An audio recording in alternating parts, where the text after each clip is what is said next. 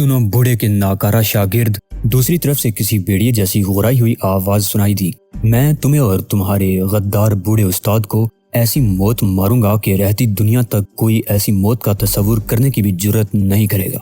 नौगान, tiger के हलक से गुर्राहट निकल गई। तो तुम अभी जिंदा हो? हाँ, न सिर्फ जिंदा बल्कि तुम्हारी राह की सबसे बड़ी चट्टान भी हूँ। यह कहकर नौगान ने एक फलक शिगाफ कहकहा लगाया। उसके कहकहे की बाज गश्त टाइगर को अपनी रूह की गहराइयों तक में गूंजती महसूस हो रही थी। अगर उसे कोई ये बता देता कि वो मौत की मशीन का खालिक बनने वाला है तो महज हंसकर चुप हो जाता, क्योंकि उसके जहन में मौत की मशीन बनाने का ख्याल कभी नहीं आया था। फादर गारसा जंग के सख्त खिलाफ था। बीमारियों और जहालत से उसे शदीद अदावत थी और वो दुनिया को खुशियों और खुशबुओं से महकता हुआ देखना चाहता था। यही वजह थी कि उसने मेडिकल की डिग्री हासिल की थी ताकि बीमार इंसानों का इलाज कर सके। उसे इल्म था कि अफ्रीका में बीमारियां आम हैं, लिहाजा वो बीमारियों से जंग करने के लिए जजीरा बाकिया रवाना हुआ, जो एक जंगल आतिशफशानी सिलसिला को और एक दलदल के दरमियान वाक़ था। इस जजीरे के जनूब में क्यूबा और शुमाल में उर्दुबा के मालिक थे और कुछ ही दूर वो समंदरी रास्ते थे जिनको एक जमाने में बरतानवी बहरी कज़ाकों की जन्नत कहा जाता था। बरतानवी कज़ाक यहाँ सोने से लदे हुए हिस्पानवी जहाज़ों को लूट लिया करते थे और दुनिया उनकी कज़ाकी को महज जंग का नाम देकर चुप हो जाया करती थी। बाकिया के हवाई अड्डे पर फादर गारसा का इस्तकबाल मिशन के स्टाफ ने किया। उसे हवाई अड्डे से सीधा वजारत सेहत ले जाया गया, जहाँ वजीर सेहत ने उसको शर्फ मुलाकात बख्शा। क्या हाल है डॉक्टर? वजीर सेहत ने, जो एक बदनुमा आदमी था, सफेद दांतों की नुमाइश करते हुए कहा। तुम्हारे पास तूफान है क्या? डॉक्टर फादर गारसा हैरत ज़दा रह गया। कैसे तूफान? सुर्ख तूफान, सब्ज तूफान, नीले और पीले तूफान। डॉक्टर, मुझे नीले पीले तूफानों से बेहद मोहब्बत है। आप शायद मंशियात की बात कर रहे हैं जनाब। डॉक्टर बजा तौर पर बौखला कर बोला। हाँ, लेकिन इस मंशियात की मुझे अपनी सेहत बेहतर रखने के लिए जरूरत होती है। अगर तुम मुझे मंशियात फराहम नहीं कर सकते तो वापस जज़ीरा फ़िरदौस चले जाओ। इतना बता दो कि मुझे पुरसुकून नींद और सुबह को ताज़ा दम उठने के लिए किस चीज़ की जरूरत है, सुर्ख तूफान की या नीले की? दोनों की।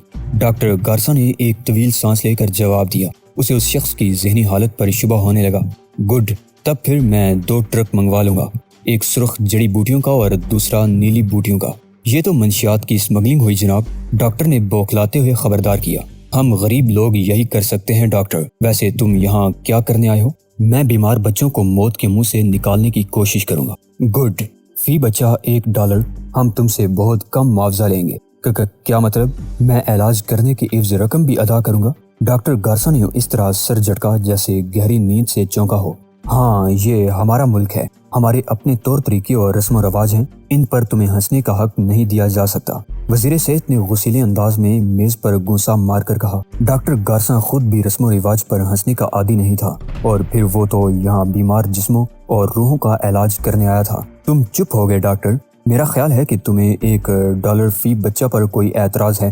खैर, कोई बात नहीं, क्योंकि तुम मेरे फिरदौस्तानी भाई हो, इसलिए मैं तुम्हें खास रायत दूंगा। फी बच्चा 25 सेंट के बारे में क्या ख्याल है? डॉक्टर महज सुकड़ कर रह गया। मजीद कुछ कहने की गुंजाइश ही नहीं रही थी। मिशन की इमारत उन पहाड़ों में थी जिन्होंने जजीरे को तकरीबन निस्फ दायरे की शक्ल में घेर रखा था। मिशन अस्पताल की छत टीन की थी और बिजली पैदा करने के लिए उसका अपना जनरेटर था।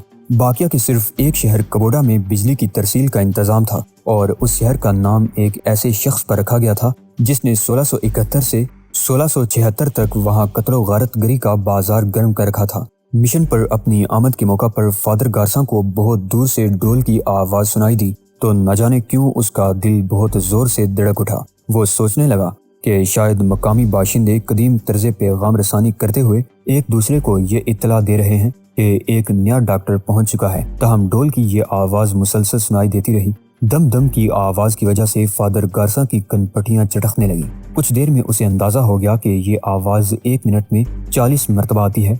फिर डोल की थाप में तब्दीली पैदा हुई और ना ही आवाज आना बंद हुई।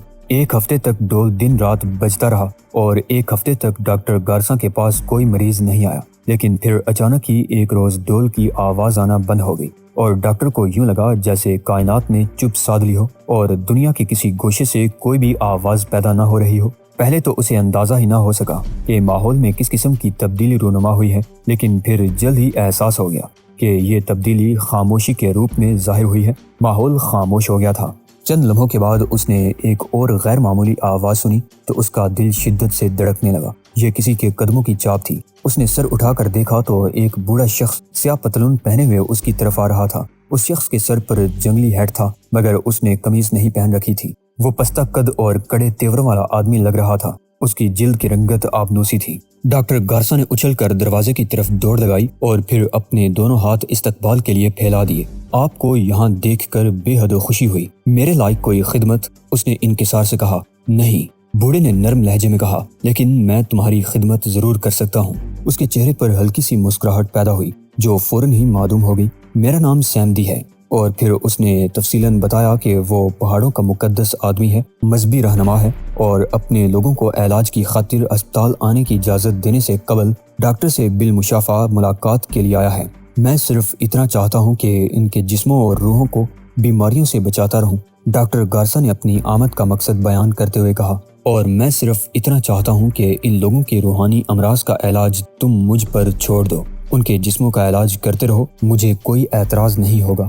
ڈاکٹر گارسا فوراً رضامند ہو گیا کیونکہ انکار کی صورت میں وہ مریضوں سے ہاتھ دھو بیٹھتا اور سیمدی کے حامی اس کا جینا دو بر کر دیتے۔ اس نے دل میں فیصلہ کر لیا کہ وہ فی الحال کسی باشندے کو عیسائی مذہب اختیار کرنے کی دعوت نہیں دے گا۔ مریض کل سے تمہارے پاس آنا شروع ہو جائیں گے ڈاکٹر، سیمدی نے کرسی سے اٹھتے ہوئے کہا اور اس کے بعد ہاتھ ملانے کی زحمت گوارا کیے بغیر آہستہ آہستہ باہر چلا گیا۔ مشن کے احاطے سے سیمدی کے نکلتے ہی ایک بار پھر ڈول کی آواز فضا میں گونجنے لگی اور ڈاکٹر ایک بار پھر گننے لگا۔ 1 منٹ میں 40 مرتبہ ڈول پر تھاپ پڑی تھی۔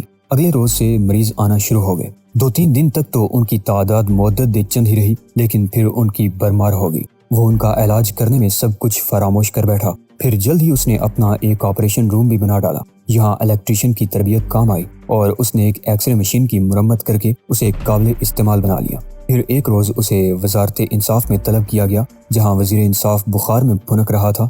ڈاکٹر گارسا نے اس کا بخار چند گھنٹوں میں ہی اتار دیا، جس کے بعد اسے بچوں کا علاج کرنے کی عوض جو ٹیکس لیا جاتا تھا وہ معاف کر دیا گیا۔ ویسے ڈاکٹر گارسا نے وزیر انصاف کی یہ تجویز مسترد کر دی تھی کہ وہ 2 بچیوں کو بچا کر ان کے والدین کے حوالے کرنے کے بجائے انہیں وہ خود پالے پوسے اور جب وہ 15-16 سال کی ہو جائیں تو ان کو کسی ہوٹل میں ملازم کرا دے۔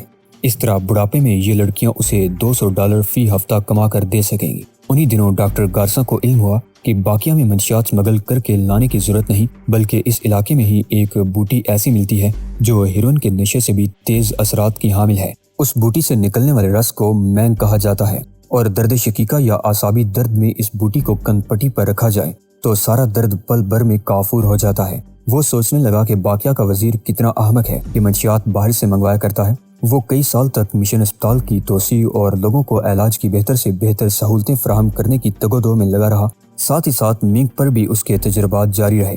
اس نے یہ سنسنی خیز انکشاف کیا کہ منگ کا اثر جلد کے اوپر ہوتا ہے، جلد کے اندر نہیں۔ اسی طرح اگر منگ کو شعاؤں میں بدل دیا جائے تو اس کا اثر دماغ پر بھی ہو سکتا ہے۔ انہی دنوں ڈاکٹر کا ہاتھ بٹانے ایک نوجوان لڑکی سسٹر بیٹریس باقی آئی۔ اس لڑکی بیٹریس کو یہ اعزاز بھی حاصل ہوا کہ وہ اغوا ہوئے بغیر مشن پہنچنے والی پہلی سفید فام خاتون تھی۔ اس کے گھنے بال، موتی جیسے دانت اور اینک کے پیچھے چمکتی ہوئی نیلی آنکھیں ڈاکٹر گارسا جیسے سدا کنوارے کو بھی متاثر کیے بغیر نہ رہ سکی۔ وہ پہلی ہی نظر میں گائل ہو گیا اور سوچنے لگا کہ شاید وہ زندگی بھر اسی دوشیزہ کی خاطر خود کو دوسری عورتوں سے بچاتا چلا آیا ہے۔ ایک روز تجربہ گاہ میں کام کرتے ہوئے ڈاکٹر گارسا نے اچانک بیٹریس کی طرف دیکھا اور کہا، سسٹر بیٹریس، کیا تمہارے احساسات بھی وہی ہیں جو میرے ہیں؟ اگر آپ اعصابی کشیدگی کی بات کر رہے ہیں تو میرا جواب اثبات میں ہے۔ بیٹریس نے جواب دیا، کیونکہ وہ جب سے یہاں آئی تھی ڈھول کی گونج اور باز گشت نے اس کے اعصاب کو بے حد متاثر کیا تھا۔ اوہ، تم اعصابی کشیدگی کی شکار ہو، آؤ میں تمہارا علاج کروں گا۔ یہ کہہ کر اس نے سبز رنگ کا محلول نکالا اور اسے بیٹریس کی کن پٹیوں پر ملنے لگا۔ اوہ فادر، بیٹریس نے تیزی سے پلکیں جھپکائیں۔ وہ عام طور سے مسکن دوائیں کھاتی رہتی تھی، لیکن ان دواؤں کے استعمال سے اسے ہمیشہ ذہنی طور پر معاف ہونے کا احساس ہوتا تھا، جبکہ اس محلول کی ہلکی سی مالش سے ہی وہ یوں چاقو چبند ہو گئی جیسے اس کے اعصاب کبھی انتشار کا شکار ہی نہیں ہوئے تھے۔ اس کا ذہن گویا کسی شگفتہ پھول کی طرح تر و تازہ ہو گیا تھا۔ سسٹر بیٹریس دیر تک اس محلول کے بارے میں فادر گارسا سے گفتگو کرتی رہی جو اس نے منگ سے کشید کیا تھا۔ فادر اسے دیر تک منگ کی خصوصیات بتاتا رہا اور بیٹریس کا جوش و خروش دیکھ کر اس نے یہ راز بھی اگل دیا کہ وہ منگ کے استعمال سے شعاعی علاج کا طریقہ ایجاد کر رہا ہے۔ وہ کیسے فادر گارساں؟ بیٹرس نے حیرت سے اچھل کر پوچھا۔ اس کا طریقہ بہت آسان ہے، مگر ہم منگ سے کرنٹ گزاریں تو خلیوں کی ساخت پر ان کا زبردست اثر ہوگا۔ شاندار، بیٹرس نے خوشی سے بے قابو ہوتے ہوئے کہا، حالانکہ وہ اس جملے کا مفہوم بھی نہیں سمجھ سکی تھی۔ آپ اپنی اس ایجاد کا مجھ پر تجربہ کیوں نہیں کرتے فادر؟ ابھی اور اسی وقت، یہ کہتے ہی وہ ایک کرسی پر بیٹھ گئی۔ ڈاکٹر گارساں قدرے تامل کا مظاہرہ کرنے کے بعد آمادہ ہو گیا۔ اس نے ایک بھاری مگر چھوٹے سے جنریٹر کے اوپر منگ سے بھرا ہوا ڈبہ رکھا۔ یہ جنریٹر ان ٹیوبوں کو بجلی فراہم کرنے کے لیے تھا جن سے الیکٹرونز کو خارج ہونا تھا۔ تمام انتظامات مکمل کرنے کے بعد فادر گارساں نے مسکرا کر بیٹرس کو دیکھا اور پھر ڈبے کے اوپر لگے ہوئے کئی بٹنوں میں سے ایک بٹن دبا دیا۔ اف! فادر گارساں حواس باختہ ہو کر بیٹرس کی طرف دیکھتا رہ گیا۔ کرسی پر اب بیٹرس کے سفید بلاؤز اور قمیض کے علاوہ کچھ بھی موجود نہیں تھا۔ پیروں کی جگہ جوتے پڑے ہوئے تھے اور ان جوتوں میں موزے بھی موجود تھے۔ فضا میں ایسی بو پھیل گئی تھی جیسے فرائنگ پین میں گوشت جل گیا ہو۔ ڈاکٹر گارساں نے گھبرا کر بیٹرس کا بلاؤز اٹھایا تو اسے سونے کی ایک زنجیر نظر آ گئی جسے بیٹرس ہر وقت پہنے رہتی تھی۔ زیر جامہ بھی موجود تھا لیکن بیٹرس کہیں موجود نہیں تھی۔ ڈاکٹر نے دونوں ہاتھوں سے سر تھام لیا۔ اب یہ واضح ہو گیا تھا کہ منگ سے گزرنے والے الیکٹرونز کی شعاع زندہ چیز کو نیست و نابود کر سکتی ہے۔ بیٹرس کی المناک موت نے ڈاکٹر گارساں کو دیر تک سکتے کے سے عالم میں رکھا، لیکن جب اس کے اوسان بحال ہوئے تو وہ فوراً کبوڈا روانہ ہو گیا اور اس نے خود کو زیر انصاف کے سامنے پیش کر دیا۔ میں قاتل ہوں جناب۔ اس کی آواز شدت جذبات سے کانپ رہی تھی۔ وزیر انصاف نے، جو خاندانی احمق تھا، پہلے تو اس کے اقبال جرم کو مسترد کر دیا، پھر جب ڈاکٹر گارساں نے اسے بتایا کہ موت کس طرح واقع ہوئی تو اس کی الٹی کھوپڑی میں ایک نئی ترکیب سرسرانے لگی۔ وہ فوراً باقیہ کے صدر سے ملاقات کے لیے روانہ ہو گیا۔ آپ یقین کریں جناب کہ وہ ہتھیار گولیوں سے بھی زیادہ مؤثر ہے، وزیر انصاف نے صدر اسکارٹو کوزن کو بتایا، جو اس کی تمام باتیں توجہ سے سنتا رہا۔ اسکارٹو دراز قد، سیاہ فام اور بڑی بڑی آنکھوں والا ایک ایسا شخص تھا جس کے چہرے پر سب سے وحشت ناک چیز اس کی نوکدار مونچھیں تھیں اور ان مونچھوں کے اوپر چپٹی ناک نظر آتی تھی۔ گزشتہ 5 برسوں میں وہ یہ کہتا رہا تھا کہ اس کی رگوں میں سیاہ فام اجداد کا خون دوڑ رہا ہے، لیکن 5 سال قبل وہ یہ تسلیم کرنے سے ہی انکار کر دیتا تھا کہ اس کے آباء و اجداد سیاہ فام تھے۔ اس اہم تبدیلی کی وجہ انجمن اقوام افریقہ کا قیام تھا، جس میں کئی ایسے ملک بھی شامل تھے جو باقیہ کو بالفاظ دیگر اسکارٹو کو خاصی امداد دے سکتے تھے۔ بکواس مت کرو، اسکارٹو نے اکتا کر کہا، کوئی بھی ہتھیار گولی سے زیادہ مؤثر نہیں ہو سکتا۔ صدر اسکارٹو کو گولیوں کے مؤثر ہونے پر بہت اعتماد تھا۔ اس کے بارے میں لوگ صرف اتنا ہی جانتے تھے کہ اسے خون بہانے میں بہت لطف آتا ہے اور جب بھی وہ کسی کو گولی مارتا ہے تو زخم سے بل بل بہنے والا لہو اس کو ویسی شراب کے مقابلے میں 100 گنا زیادہ نشہ دیتا ہے۔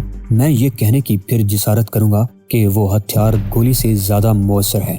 وزیر انصاف نے اصرار کیا، ناممکن۔ جب اس ہتھیار سے مرنے والے کی لاش بھی نہیں ملتی تو پھر روب کس چیز سے پڑے گا؟ میں چوراہے پر لٹکانے کے لیے لاشیں کہاں سے لاؤں گا؟ اور جب تک چوراہے پر لاشیں نہیں لٹکیں گی لوگ مروب نہیں ہوں گے۔ لاشوں کی نمائش کے بغیر ملک نہیں چل سکتا، اسی لیے میں کہتا ہوں کہ گولیوں سے بہتر کوئی ہتھیار نہیں ہے۔ اسکارٹو نے اپنی موٹی اور بدی انگلیاں چومتے ہوئے وزیر انصاف کو دیکھا۔ اسکارٹو نے پہلی مرتبہ گولی سے ایک آدمی کو اس وقت ہلاک کیا تھا جب اس کی عمر صرف 9 سال تھی۔ اس آدمی کو ایک ستون سے باندھ دیا گیا تھا اور پھر 9 سالہ اسکارٹو .45 کا بھاری پستول لے کر اس کے سامنے آیا تو وہ یہ سوچ کر مسکرا دیا تھا کہ بھلا یہ بچہ کس طرح گولی چلائے گا، لیکن پھر اس آدمی کی مسکراہٹ ہونٹوں پر منجمد ہو کر رہ گئی کیونکہ ننھے اسکارٹو نے قریب آ کر گولی چلا دی تھی۔ اسکارٹو کا باپ ایک ڈاکو تھا اور لوگ اس سے خائف رہتے تھے، یہی وجہ تھی کہ باقیہ پر اس کی حکمرانی ہو گئی تھی۔ لیکن ایک روز ایک امریکی فروٹ کمپنی کا نمائندہ اسکارٹو کے باپ کے پاس آیا اور اس نے اسکارٹو کے باپ کو مشورہ دیا کہ ڈاکو بن کر زندگی نہ گزارے بلکہ اس کی ہدایت پر عمل کرے تو زیادہ بہتر ہے۔ یہ امریکی اپنے ساتھ ایک خوبصورت یونیفارم بھی لے کر آیا تھا۔ اس نے اسکارٹو کے باپ کو کاغذوں سے بھرا ہوا ایک صندوق بھی دیا۔ اس طرح اسکارٹو کا باپ باقیہ کا صدر اور صندوقوں میں رکھے ہوئے کاغذات ملک کا آئین بن گئے۔ یہ آئین، جس کے اصل کاغذات نیو یارک میں تھے، اسے وہیں کی ایک ایجنسی برائے تعلقات عامہ نے تیار کیا۔